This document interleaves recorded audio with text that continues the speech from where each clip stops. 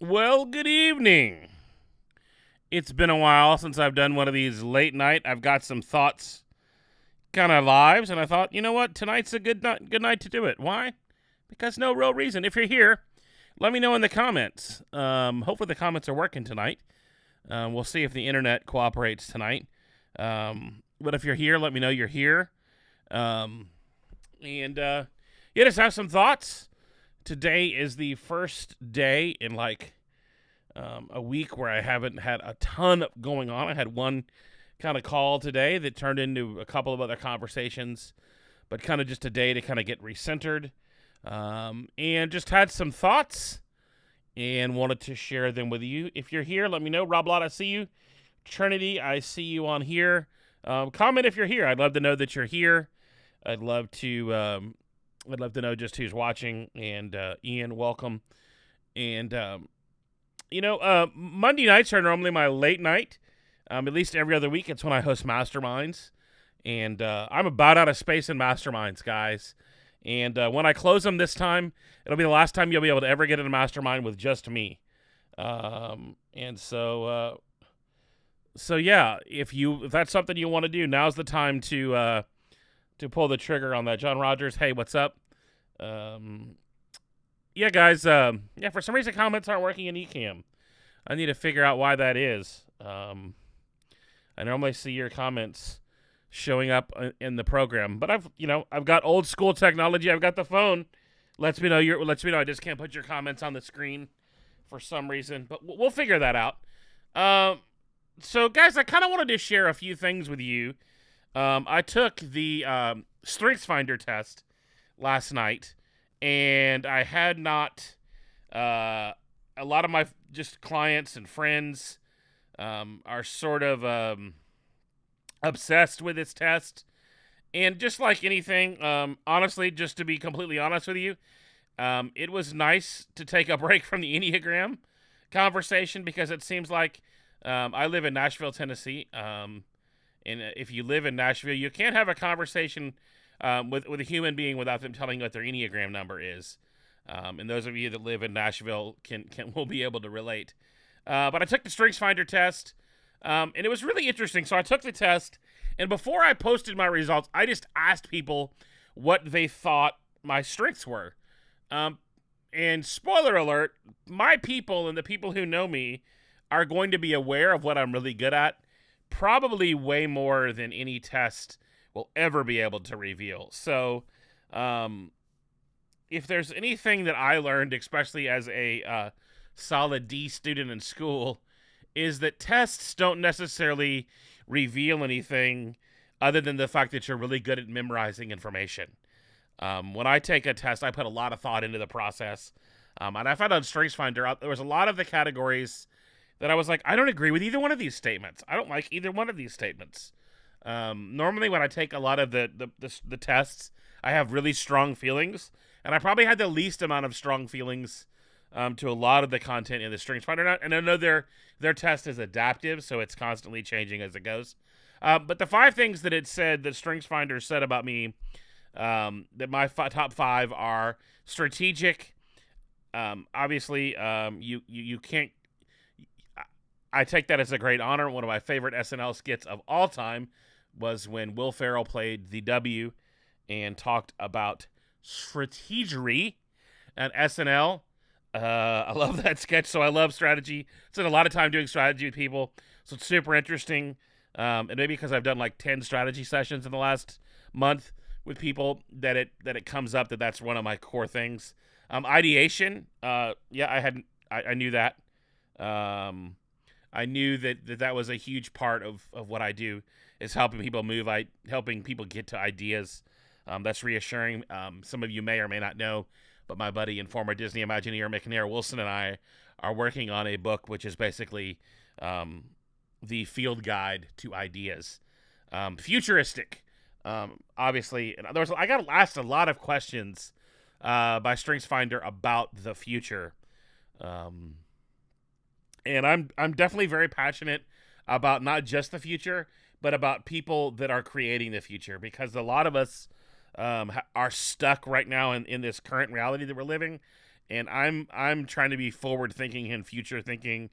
Obviously, my favorite Walt Disney quote is around here: "We don't look back for very long because we keep moving forward." Activator, man, I'm in this.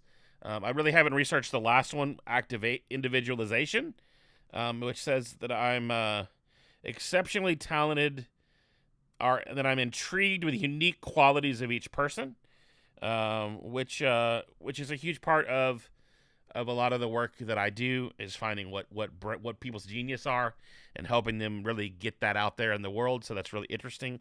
I've had a lot of people telling me today I'm going to step up and give the Gallup company more money because, what does a poll making company really need in 2020? More money. But I'm going to take it. I'll get the top 34. I'm interested. I'm kind of was a little confused that Woo, that wasn't in there, but a lot of people keep telling me that Woo is one of the ones I have. Dave Berlin, man, thanks for hopping on. Thanks for coming to see me when I was in Vegas, buddy. I invited you. Never heard from you. So I'm calling you out right here. But yeah, guys, that's kind of one of the, a lot of us are obsessed with these tests and these strengths, and I think the best way to discover your strengths, tests are really helpful, is by asking those people around you, like, what are you really good at? And a lot of these are things that I'm all really great at. I think a lot of times when you take these tests, it leaves out a lot of the things that I think that make us unique. And I think we're constantly changing, and we're constantly becoming new things. Diana Alt says, I'm more connectedness than Woo. I don't even know what that means. But Diana is the president of the StrengthsFinder fan club. So, and one of the main reasons I took the test, because everybody was talking about it this week, and I was like, I haven't taken the thing in decades. But it's kind of reassuring knowing that a lot of my projects right now are around clarity and around ideas, that strategic ideation and future thinking are what I'm really strong at. And it's also revealing that I'm in a phase of life, in a phase of my strengths, where I need to build systems and people around my ideas, because I know my strength isn't necessarily that I'm great at coming up with a strategy. I might even be a great quarterback, but I'm not the guy to run it across the goal line. Every now and then I can Peyton Manning my way across the goal line, but I'm not going to be the running quarterback to always get it across. That somebody else is going to have to. I'm going to have to hand the ball off, and someone else is going to have to take it. And that's just knowing what you're really good at, and knowing that most people are either good at implementation or ideation. Very few people really excel at both. And it's okay to realize those things and to bring people in who are great at the other to partner with you. And that's one of the things that I'm entering a season of life where I understand that one of my gifts. Somebody asked me what my superpower was, and I answered the question. I answered the question with this: that I really believe that my superpower is I'm Nick Fury. I'm the guy that brings heroes together to do exceptional things. I haven't seen the last couple of Avengers movies because I've been a little busy, but maybe that's something I'll get around to watching on Disney Plus, or one of those things that I pay $2 or $9 a month for every month. But I know that the person that brings heroes together has a powerful role, and that's kind of the season where I know, and even just in some of the work that I've been doing with strategic coaching with people lately, and really helping entrepreneurs get clear about what they're doing here and clear about how to put money to translate their ideas into to action. And so one of the things, actually, I had a conversation with an entrepreneur that's watching on this live, and I won't call them out, but it reminded me of just something I did a kind of a bonus session for some of the people that weren't able to make it to my event in Vegas last week, that watched via Zoom because of travel restrictions or whatever, or other plans. And so I said, hey, I like to just kind of do things on a whim. And I just said, hey, we'll do a Zoom coaching call. You guys just come, and it's no beef. It's on me. Let's do this thing. And so, one of the things that I think a lot of entrepreneurs are looking for that's really holding them back. And some of you, this might have been like the thing that I wrote in the title that got your attention, is you're looking for treasure maps. You're looking for treasure maps that give you the path and the complete directions to arrive at your destination, right? Like, you want the whole path. You want to know where the pitfalls are. You want to know where the dangerous snakes are. You want to know. You want to know where all of the things that you're going to encounter along the way. You want to know how to get to your goal. You want a complete path. You want to know the entire process. And I don't really believe that's how callings work. I don't believe that's how life works. I don't believe that's how things get revealed to us. I think sometimes the call is just to go. The call is to go and then to get directions as you're on the way.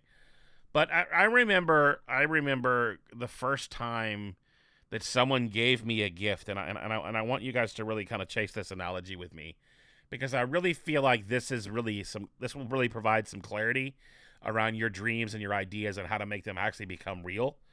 Is a lot of times, if I don't know if you ever played this game, but we used to do this cruel game growing up sometimes, where we'd always take like one big gift if you were getting a big gift, and if it was a gift, a lot of times it was too big to fit under a tree, or it was outside in the garage, or it was somewhere else in the house. But there would always be like this scavenger hunt process to find the gift. If you ever did this in your family, just say, I played that stupid game, or I want to know in the comments if that was you. But when you played this game, it always started with all that you got was the information to get to the next clue. All you got was enough information to take you from here to where the information that you needed to proceed was. Like, it might be, a hint or a cue or a hint to say, go to the room where you eat, under the table that you seat, whatever, right? And you under the chair that you eat out of, you don't eat out of the chair, but the chair that you sit to eat, there's a note that gives you the instructions to get to the next place. And some of you guys are waiting for to skip that whole journey, to skip that whole process, and you want to know all of the information way ahead of time, when the beauty and the fun and the excitement and the calling and the dream and the adventure that you're on is the process that it takes to get there. Sure, the gift is going to be amazing at the end, but sometimes we don't get the whole map. Sometimes the map comes in pieces. Sometimes we get a piece of the map at each stop along the way. That a lot of times the things that I am doing now, if you would have told me that I'd be doing them now, I would have ran the other direction. I would have chased everything but this. But because we can get the information as we're along the journey, and each stop along the journey gives us a new pick, a new clue on how to get to where we need to get to next. And a lot of us are just standing at the beginning of the journey waiting for a map. We're waiting for directions. We're waiting for information on how to get to where we have to go. And so I would say to you guys, just start on the journey and get to the next place. And then when you get there, there's hopefully going to be a coach or a mentor or a Sherpa, as they say in mountain climbing, that will take you and guide you to the next point. When you climb Everest, you don't climb the whole thing. You just go from base camp to base camp to base camp. And spoiler alert, I'm not climbing Everest any soon, but I have ridden the ride at Walt Disney World. So I'm basically the same thing. But here's the deal, guys. We got to stop looking for these magical things to come along and just go to the next stop on the journey.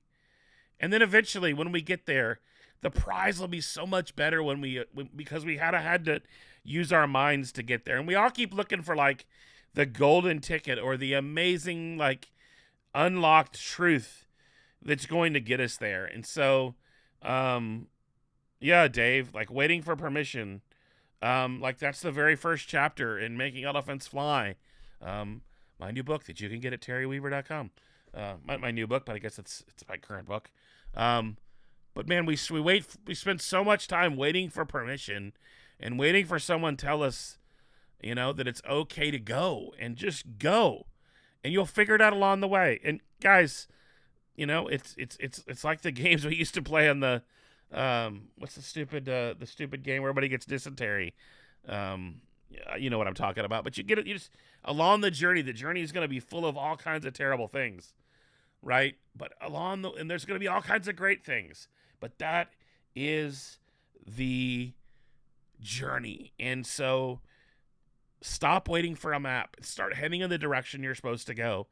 Guys, if 2020 has taught us, we just kind of go to the next place. I'm in the middle right now of trying to pivot the thing 2020 into a way where we can still have a meaningful experience together with probably a smaller group than we had originally anticipated, but trying to do something creative and meaningful. Oregon Trail, there you go. Like I knew there was enough nerds on this call.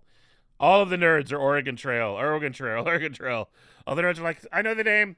I've gotten so confused with the name of that game because all I can think of is the meme that says you died from dysentery.